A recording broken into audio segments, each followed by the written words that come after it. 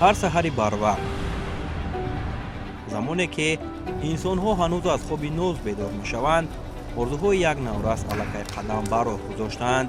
ин роҳ осон нест, аммо ирода, сабру заҳмат онро равшан месозад. муҳаммад солеҳ қаландарзода паҳлавони наврасе ки аз хурдсолӣ дарк кардааст.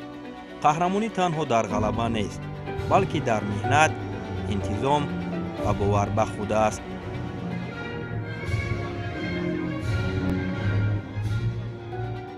имрӯз мо бо қадамҳои устувори ӯ ҳамроҳ мешавем, аз толори тамрин то синфхонаи мактаб, аз заҳмати ҳаррӯза то орзуҳои бузурги фардо. ин аст пайроҳа, қиссаи наврасе ки роҳи худро ба сӯи қуллаҳои оянда бо дилу нияти пок месозад. дар давоми 3 сол шуда дар клуби Обидов машқ мекунам.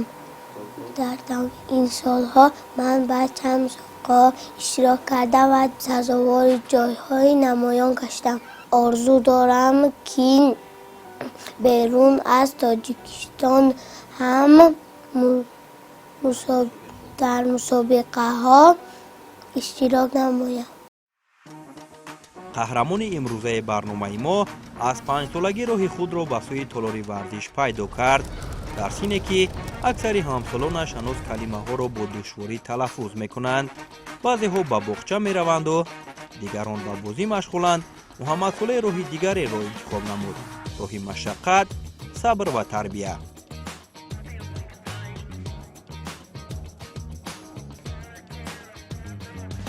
вақте ки муҳаммад солеҳро ба толори мо оварданд, ҳамагӣ 5 сол дошт ва дар давоми 3 соле ки дар толори мо тамрин менамояд, муҳаммад солеҳ бисёр як варзишгари чусту чолок, як ки аз ӯ ояндаи хуб дидан мумкин буд.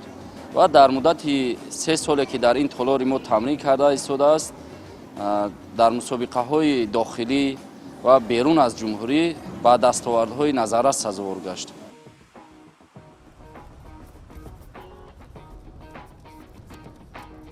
рафтан ба толори варзиш барои кӯдаки 5сола кори саҳлу сода нест. ин ҷо бозича нест, ин ҷо қоида аст. ин ҷо на танҳо қувваи ҷисмонӣ, балки ирода, тоқат ва гӯш кардани сухани мураббӣ ба шумор меравад. ҳамакнун 3 сол мешавад ки муҳаммад солеҳ дар толори варзишӣ ба тамрини гӯштини ҷудо машғул аст ва таҳти роҳнамоии мураббии ҷавон Сайнули Мубидов тамрин мекунад.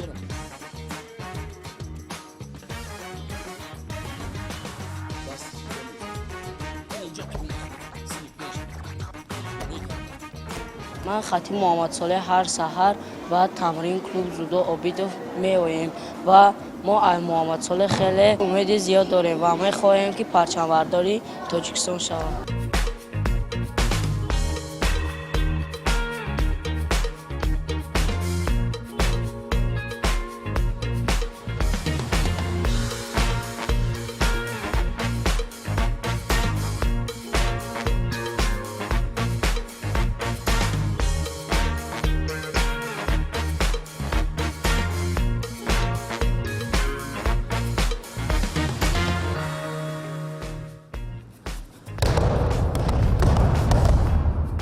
албатта ба варзиш пайвастани муҳаммад солеҳ тасодуфӣ нест.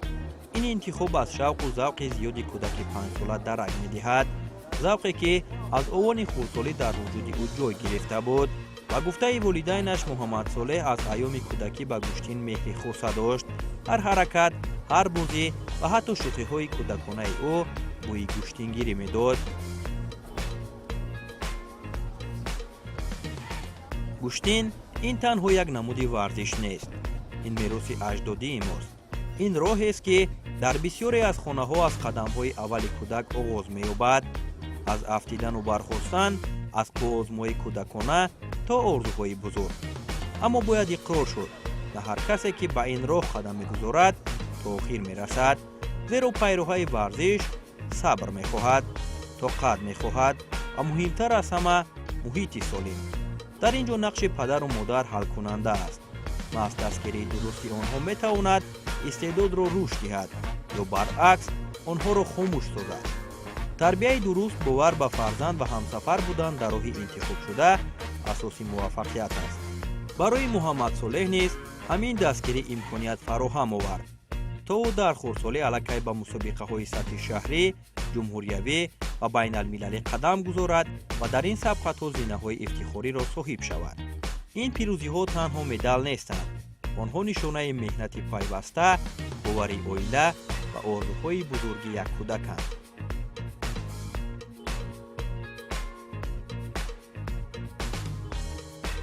در آینده میخوام مثل خواجه‌زاده بهروز چمپیون جهان شوم. من همراه مربیم کوشش میکنم که در آینده به این آرزویم رسم. имрӯзи муҳаммад солеҳро мо аз наздик пайгирӣ кардем. рӯзе ки барои ӯ ғайриоддӣ нест, балки реҷаи ҳаррӯзаи зиндагии варзишгарона мебошад. муҳаммад солеҳ ҳар пагоҳ рӯзашро бо ҳаракат оғоз мекунад. имкониятҳое ки имрӯз дар пойтахт муҳайё гардиданд, барои насли наврас шароити мусоид фароҳам овардааст. бо дастгириҳои бевоситаи раиси шаҳри душанбе муҳтарам рустами эмомалӣ, имрӯзҳо дар назди бисёре аз манзилҳои истиқоматии шаҳр майдончаҳои варзишӣ ва таҷҳизотҳои варзишӣ бунёд ёфтаанд. муҳаммад солеҳ низ яке аз он кӯдаконест ки аз ин имкониятҳо дуруст истифода мебарад. ҳар пагоҳӣ пеш аз оғоз ёфтани рӯзи нав ӯ ба машқи пагоҳирӯзӣ машғул мешавад. ин лаҳзаҳо на танҳо ҷисмро қавӣ мегардонанд, балки рӯҳияро низ барои як рӯзи пурмашаққат омода месозанд.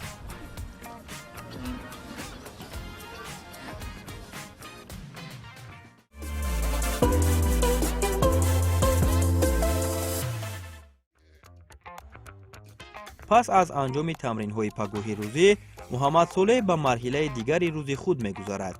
ӯ либосҳои мактабиро ба тан мекунад ва бо ҳамон ҷиддияте ки дар толори варзиш тамрин менамояд ба сӯи мактаб роҳ пеш мегирад.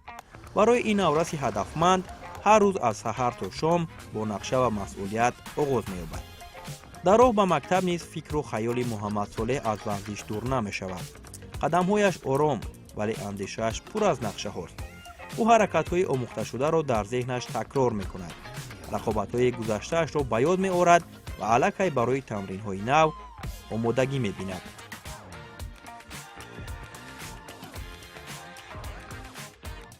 вақте мо ба синфи онҳо ворид шудем, фазои ором ҳукмфармо буд. хонандагон аз фанни забони русӣ пай аз худ кардани дарс буданд. ҳар яке бо диққат бо суханони муаллима гӯш медод ва кӯшиш мекард супоришҳоро дуруст иҷро намояд. дар ин миён муҳаммад солеҳ низ дар баробари дигар ҳамсабақонаш бо шавқу завқи зиёд дар ҷараёни дарс иштирок мекард. ӯ фаъолона ба саволҳои муаллима ҷавоб медод, фикрҳояшро равшан баён мекард ва барои иҷрои супоришҳо масъулият нишон медод. аз чеҳрааш маълум буд ки ӯ дарк кардааст интизом ва заҳмат танҳо дар толори варзиш не, балки дар синфхона низ нақши муҳим доранд. барои ӯ ҳар дарс як имтиҳонест ки бояд бо сари баланд аз он гузашт. ҳамсабақонаш аз одоби хуб, рафтори намунавӣ ва муносибати самимии муҳаммад солеҳ ҳарф заданд. онҳо иброз доштанд ки ӯ на танҳо дар варзиш, балки дар дарсҳо низ хонандаи фаъолу пешсаф аст. محمد صالح پسری خوب است و همه ما یاری می‌رساند. او پسری خوبترین در صنف ماست.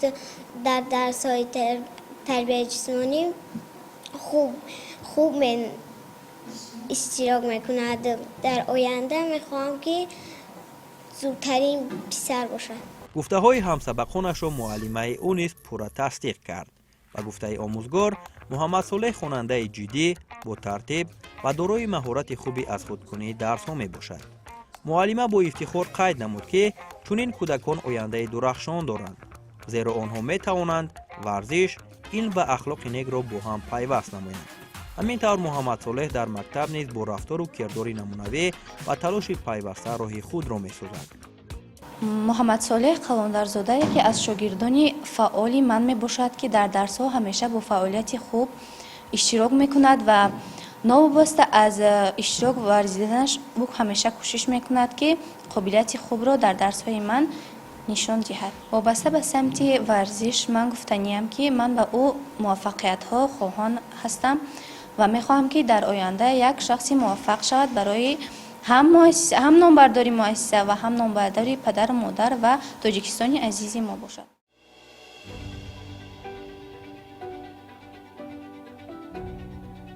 پس از انجام درس‌های مکتبی محمد صالح به خانه برمیگردد و بدون تلفی وقت پای اجرای سفارش‌های درسی می‌شود. او خوب درک کرده است که موفقیت تنها با ورزش محدود نمی‌شود. از این رو اول وظیفه‌های مکتبی را با مسئولیت اجرا می‌کند و تنها بعد از آن با روحی بریده به تمرین آمادگی می‌گیرد.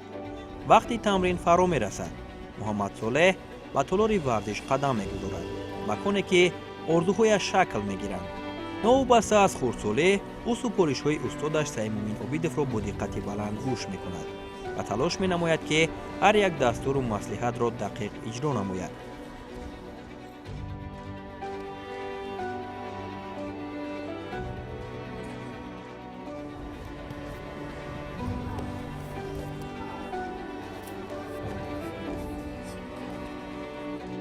محمد صالح خیلی خیلی در مشق‌ها و تمرین‌ها خیلی فعال میباشد و کوشش میکند که از مشق و تمرین‌ها قفل نمانده و در مسابقه‌های درون تاجیکستان و بیرون تاجیکستان خیلی فعالانه اشتراک می‌ورزد. ما باوری داریم که در آینده با مرحله‌های خیلی بلند رفته سزاوار جای‌های نمایان می‌گردد. در دوام هفته 5 روز ما با این نورسان تمرین می‌دهیم. در برابر محمد صالح ورزشگران نورسان خرد با استعداد نیز هستند، با مثل اردشیر، با مثل ابراهیم کریموف، با مثل دولت سفرخان که از این نورسان نیز امیدی کلان داریم.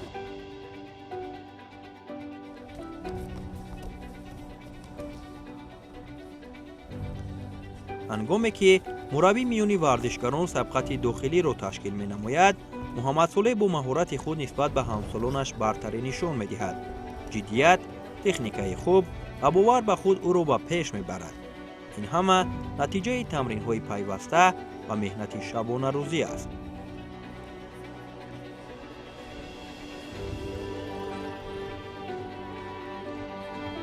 در آینده ما کوشش به خرج میدیم که تمرین ها رو هرچند جدی‌تر بینیم که محمد صالح در میان همسالان خود یکی از بهترین های وزن خود باشد.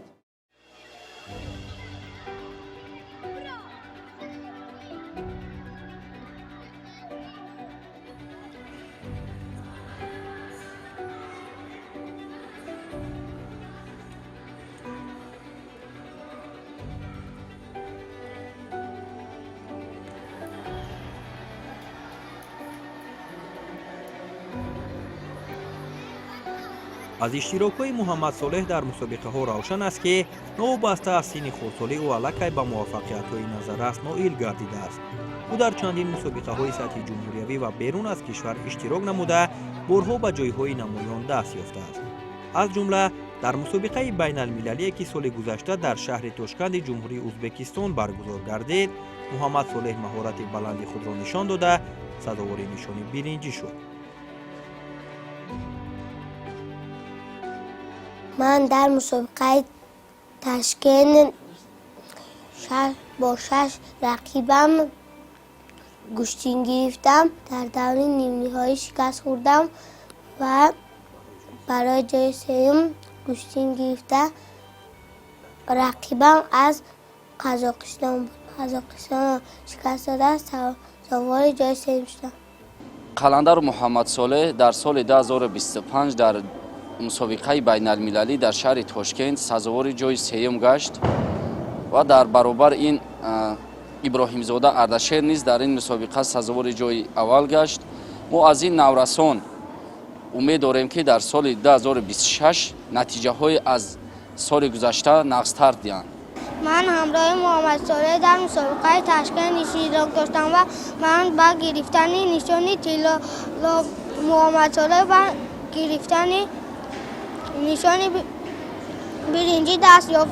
اگر محمد صالح تمرین ها را جدی گذراند امید است که یکی از ورزشکارهای شناخته جمهوری تاجیکستان میشه. امروز همه این دستاوردها در یک گوشه خانه آنها جا گرفتند. هر مدال، هر افتخارنامه برای محمد صالح تنها خاطره نیست.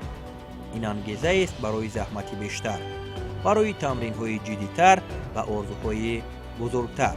آنها هر روز به او یادرس می‌کنند که راه انتخاب کرده‌اش درست است. آرزوی من این است که من چمپیون جهان شوم. اگر کودکان از خردسالی به تحصیل و ورزش با چنین جدیت را آورند، آینده درخشان آنها را انتظار خواهد بود. این بود پیروهای محمد صالح قلندرزاده، پیروهایی که از زحمت آغاز می‌یابد و به قله‌های بلند می‌برد.